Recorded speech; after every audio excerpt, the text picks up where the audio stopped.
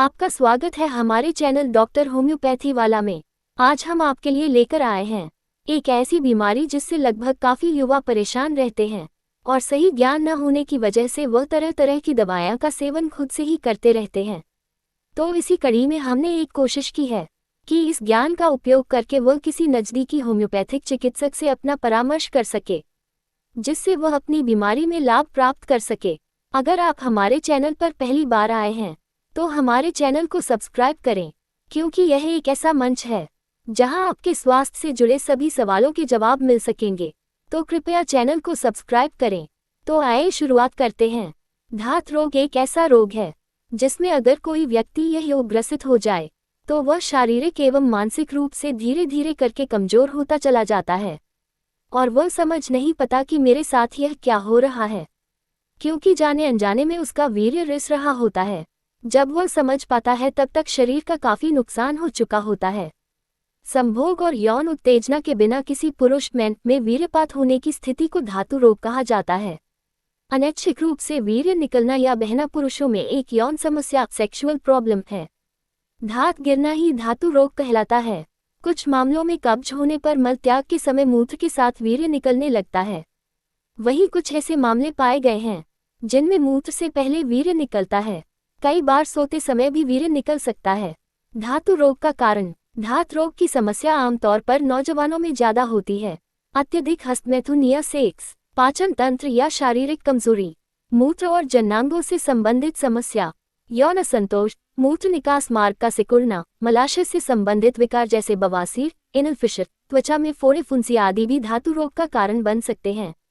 धातु रोग का लक्षण। धातु रोग के सामान्य कारणों में कमर के निचले भाग में दर्द, थकान, अवसाद, सुस्त आंखें, अंडकोश वाले हिस्से में दर्द और पसीना आना, चक्कर आना, कमजोरी, रात को पसीना आना, गर्म और नम हथेलियां व तलवे शामिल हैं। धात रोग के उपचार के लिए जीवन शैली में कुछ बदलाव जरूरी है। शराब का सेवन न करें, रात के समय कम भोजन करें, जननांगों को पूरी तरह से स्वच्छ रखना, मल त्याग सही से होना आदि इसके उपचार में सहायक है। वीर्यपात की समस्या आमतौर पर सुबह के कुछ घंटों में होती है, तो ऐसे में आप अलार्म की मदद से सुबह जल्दी उठने की कोशिश करें। रात में सोते समय टाइट कपड़े न पहनें। इसके अलावा संतुलित और पौष्टिक आहार भी उपचार में मदद कर सकते हैं।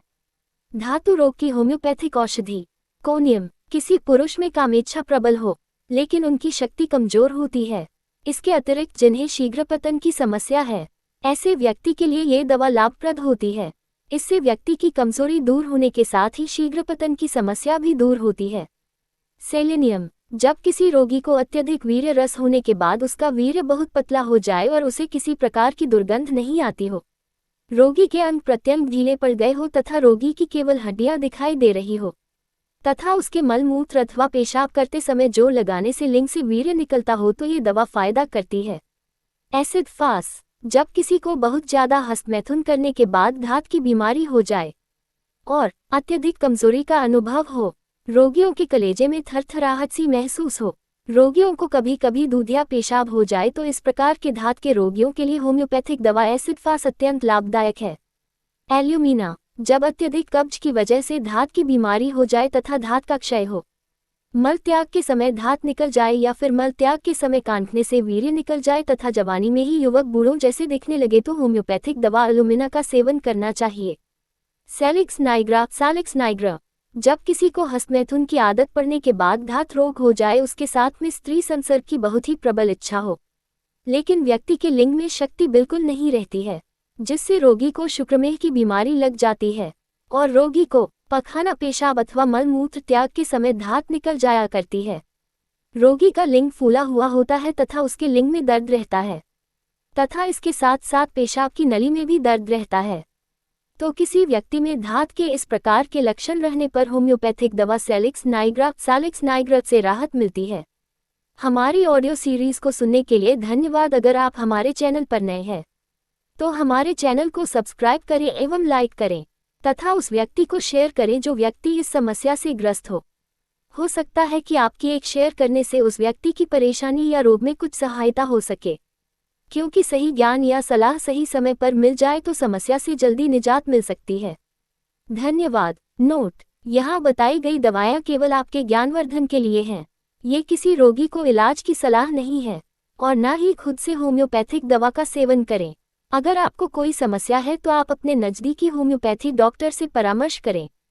तत्पश्चात ही होम्योपैथिक दवा का सेवन करें, क्योंकि होम्योपैथिक दवा सही लक्षण पर आधारित होती है। अगर आपकी लक्षण सही से दवा के साथ समाहित नहीं होंगे तो होम्योपैथिक दवा काम नहीं करेगी।